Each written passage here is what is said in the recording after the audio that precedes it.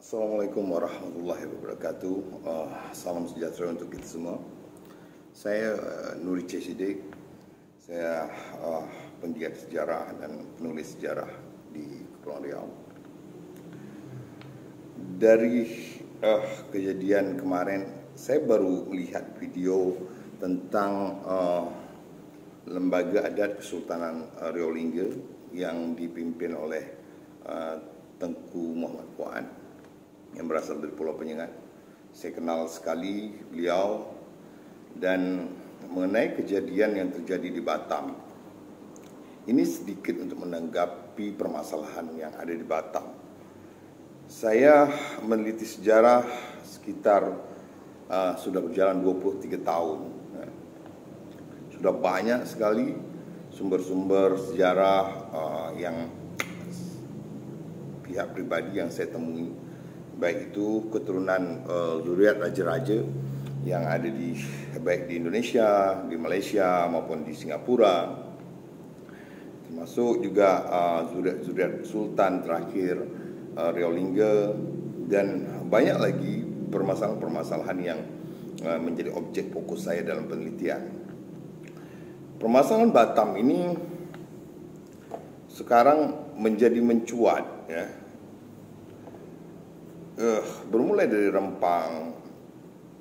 Namun untuk Batam sendiri, sebagaimana yang kita sangat ketahui, ya, kami terutama saya peneliti sejarah tentang kepemilikan Pulau Batam ini, ya.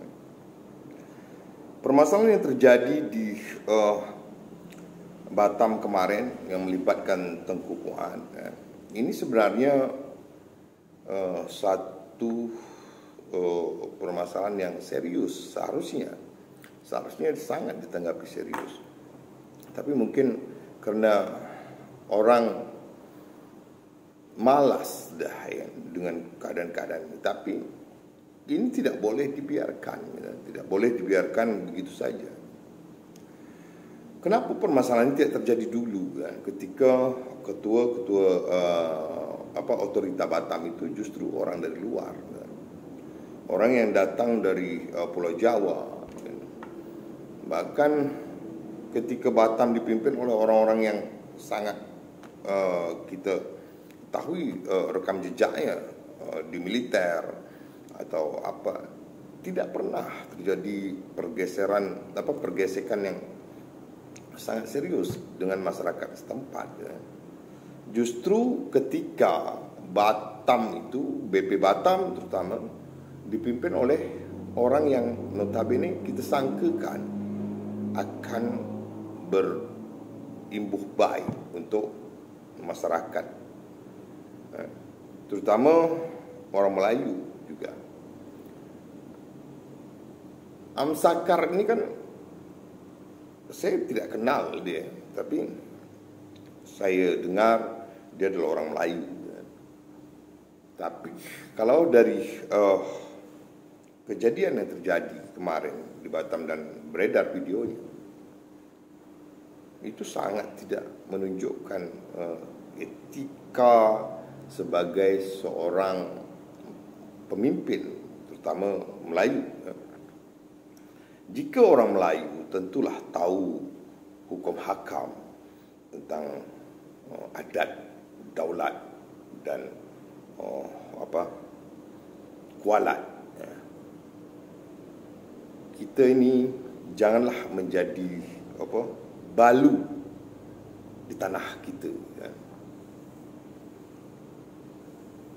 Untuk Amsakar ni sungguh kejadian itu saya pikir sangat biadab, ya. Sangat biadab. Jika BP Batam itu adalah satu badan pemerintah yang resmi, harusnya dia menyusuri dengan baik sebagai seorang pengelola. Ingat, Batam itu bukan tanah kosong. Batam itu sudah diatur melalui satu aturan khusus yang dikeluarkan oleh raja-raja di masanya. Sampai tentang hak atas Batam itu jelas kedudukannya. Namun beberapa kali saya bertemu dengan zuriat-zuriat yang atau waris-waris yang memiliki tanah Pulau Batam itu. Mereka baik, orang yang cukup baik, ya. Sebagaimana niat awalnya, Batam itu diserahkan oleh Raja Muhammad Yusof yang di-Pertuan Muda terakhir Riau Lingga kepada 3 orang, iaitu Raja Ali Kelana, Raja Abdullah dan Raja Tahir. Saya melihat secara langsung surat asli dari kepemilikan Pulau Batam itu.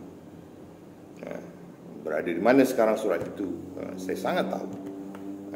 Jadi itu memang dimiliki oleh seseorang. Jadi tanah Pulau Batam itu bukan tanah kosong. Janganlah seenak-enaknya saja.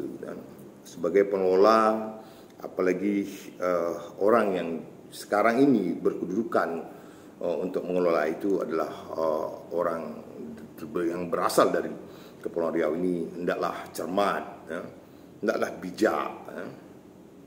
Jangan menjadi menjadi laknat nanti satu hari ketika kita berbuat tanpa usul periksa, tanpa cermat, ya. Untuk Pak Amsakar, satu hal yang perlu kita sebagai manusia memahami, hak kita orang hidup itu hanya satu, iaitu mati. Maka untuk menjelang datangnya hak kita itu, hendaklah kita ni benar-benar mempersiapkan hal itu.